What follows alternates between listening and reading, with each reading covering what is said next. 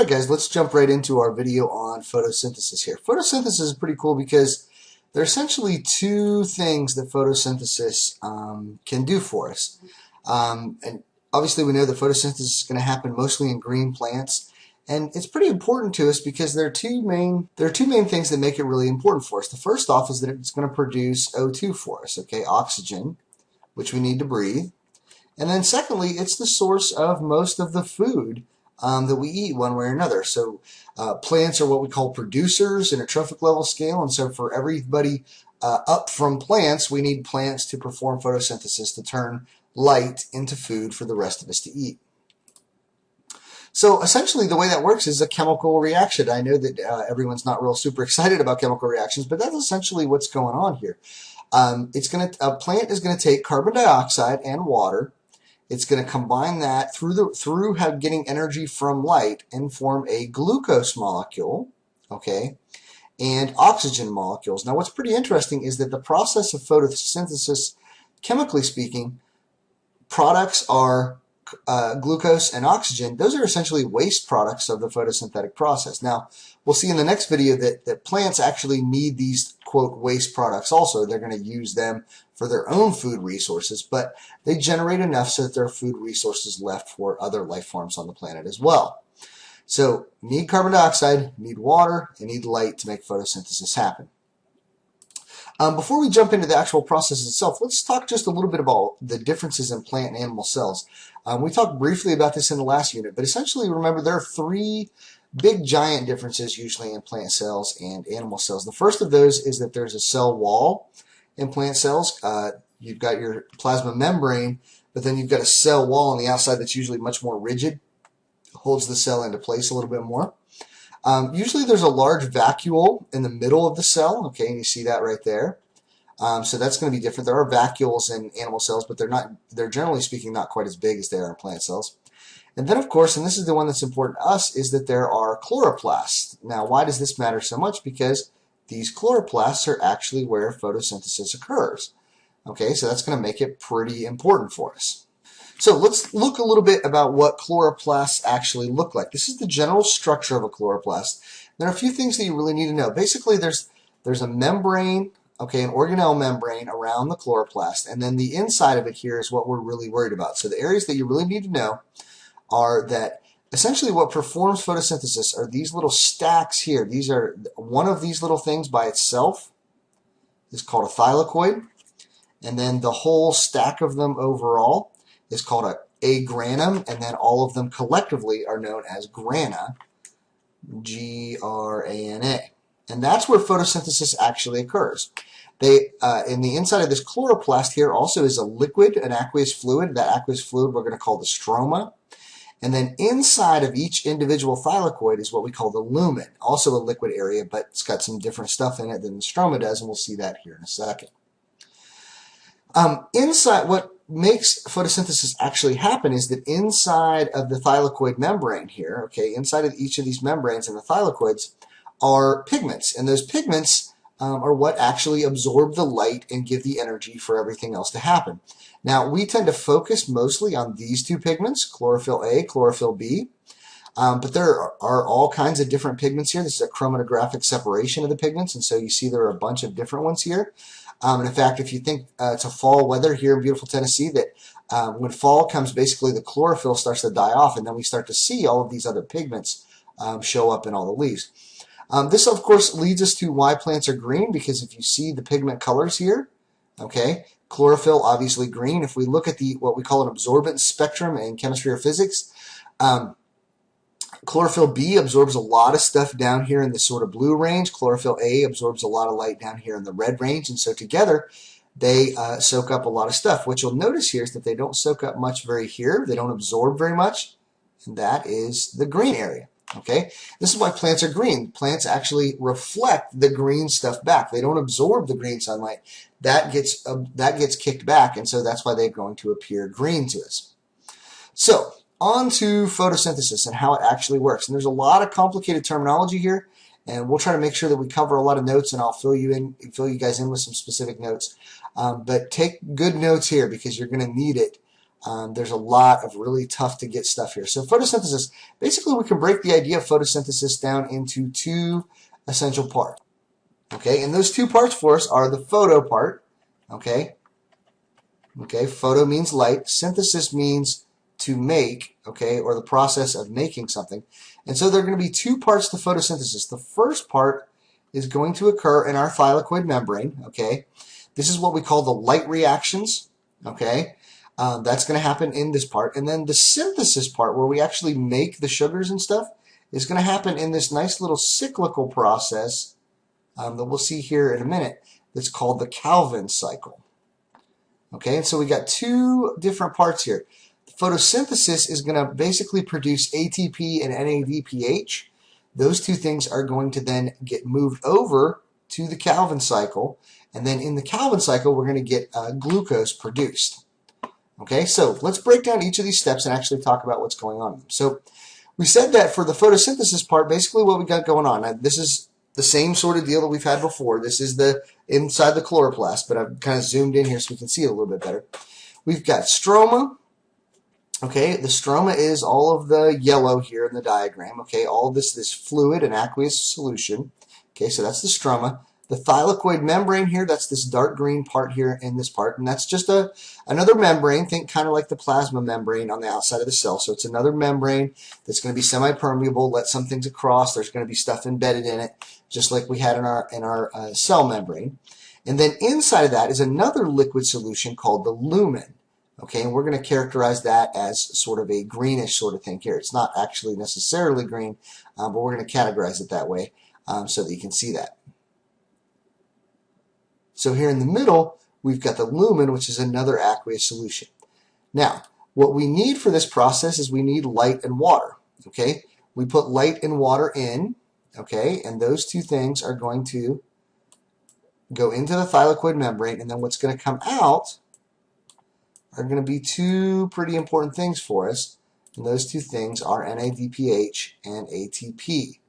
Okay, these are really super important molecules, and those molecules are then going to basically be the driving force and the power force behind the Krebs cycle that's actually going to make our glucose that we need. In this thylakoid membrane, there's a whole lot of stuff going on. Okay, so we've got all of this wonderful stuff here that you see in this diagram. You're like, wow, that is a lot of really tiny stuff, and we're going to enlarge that in the next slide. But I wanted you to get the idea that all of this stuff, everything here is taking place in the thylakoid membrane, okay, in this little dark green area, in this membrane, inside of the grana or the granum within each chloroplast. That's where everything's actually happening.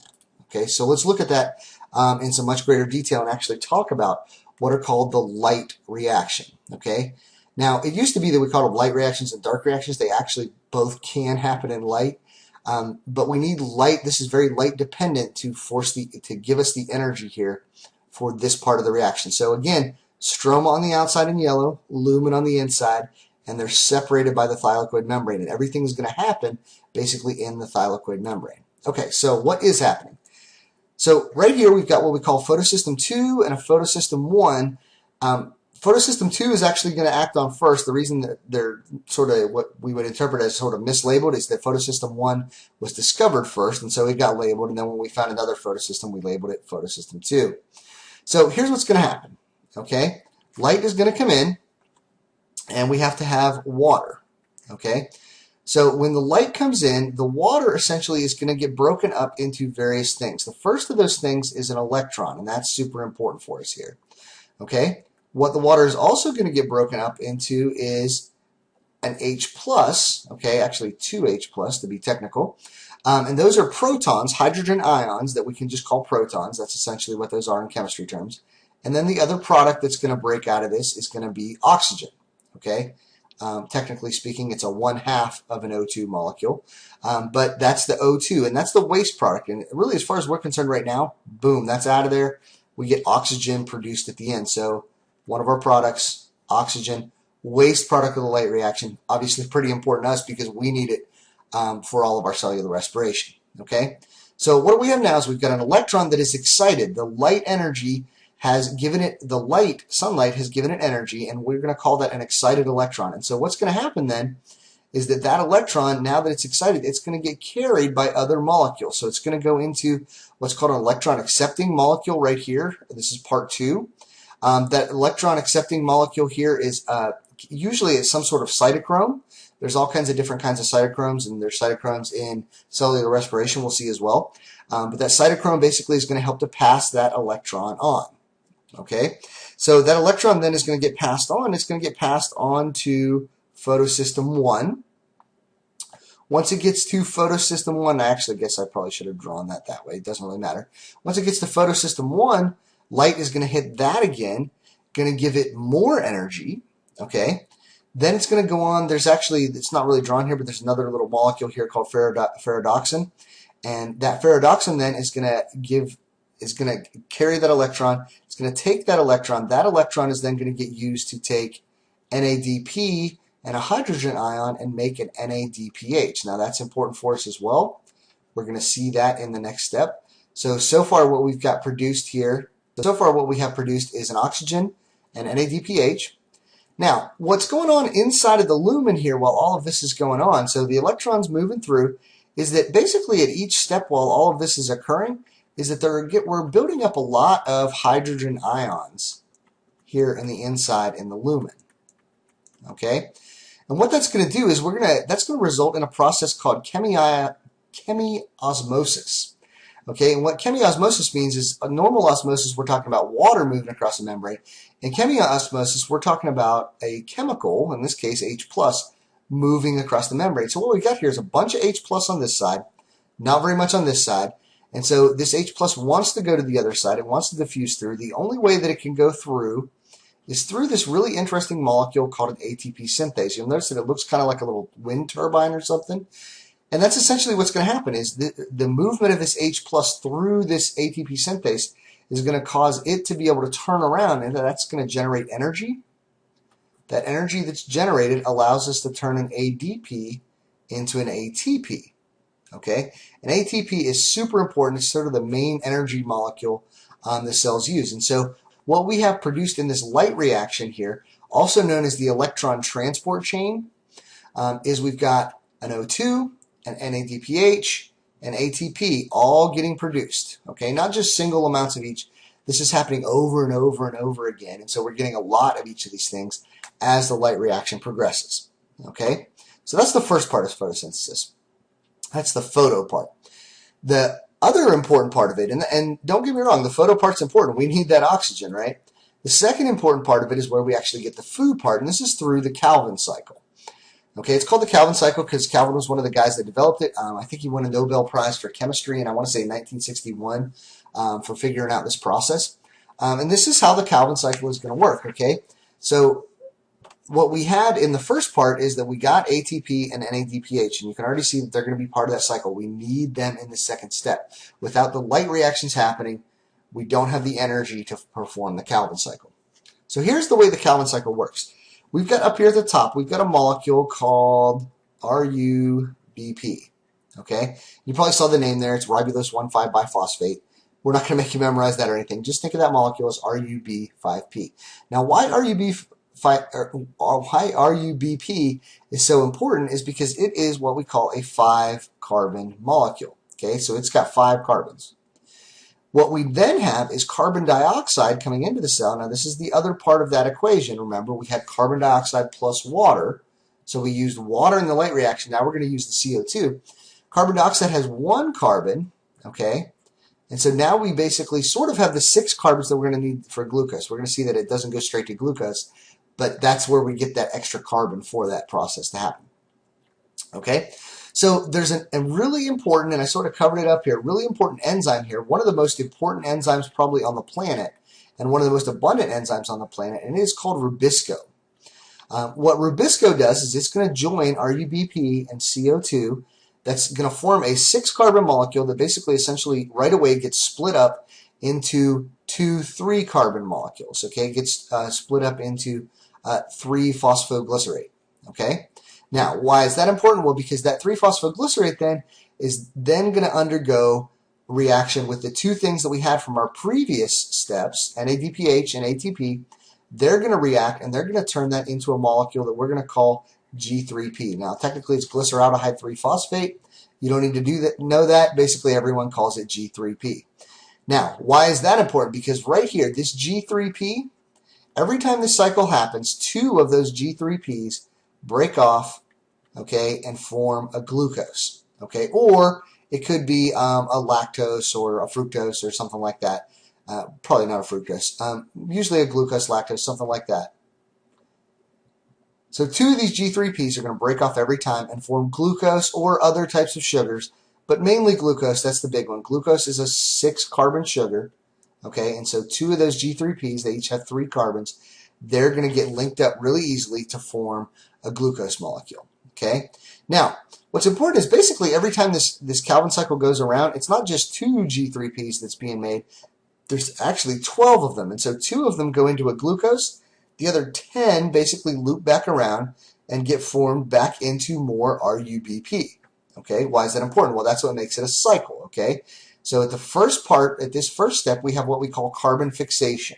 Okay, carbon fixation means CO2 plus RUBP. Rubisco turns it into a 6-carbon molecule. Those things then get reduced. Don't worry about that. That's a chemistry term basically, but ATP and NADPH turn them into G3P. Then that G3P gets turned back into ribulose, which goes back to become RUBP. Okay, so that's the Calvin cycle. That's what's going on. Now, what's important for us here? What do we get out of this? We get glucose, or if we go back to our formula from the beginning, we get this stuff, C6H12O6. Okay, pretty important. So now we've got both of our products of our initial reaction. If we jump back there real quick,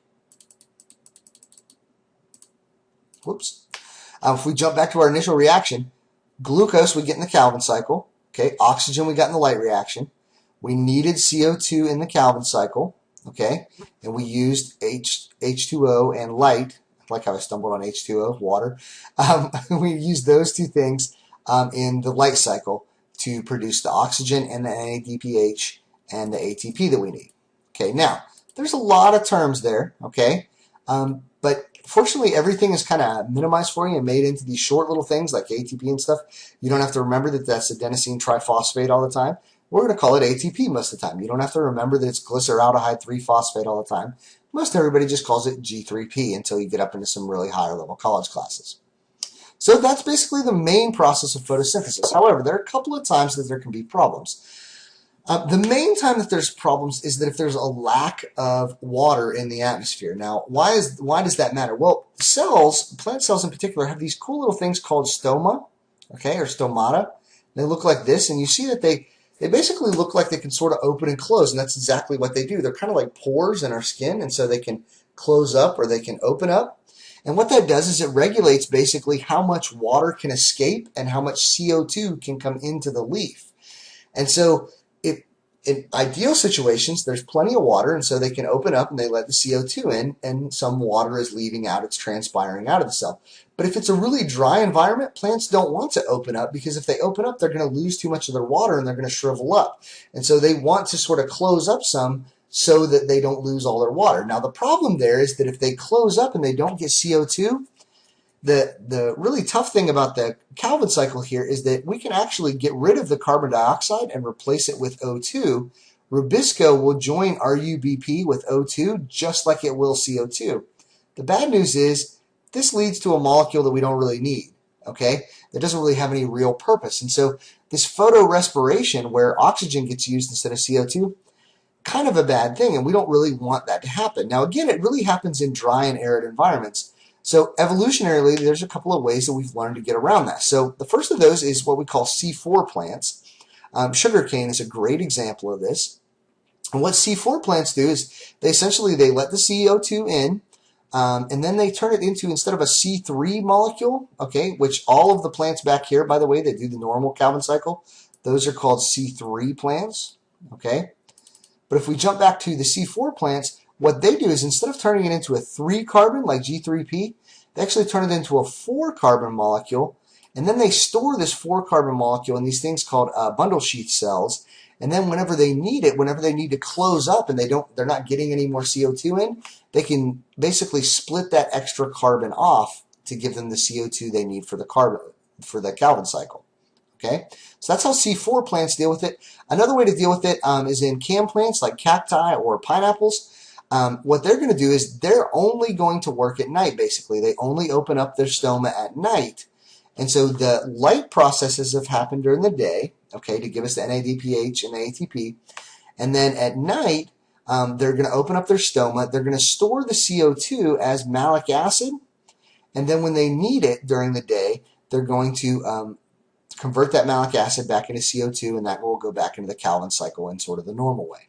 Okay, again, only in dry conditions, and cam plants only open up at night so that they can let that so that they can let the CO2 in, and they'll store it basically in vacuoles as malic acid, and then they'll use it as they need it.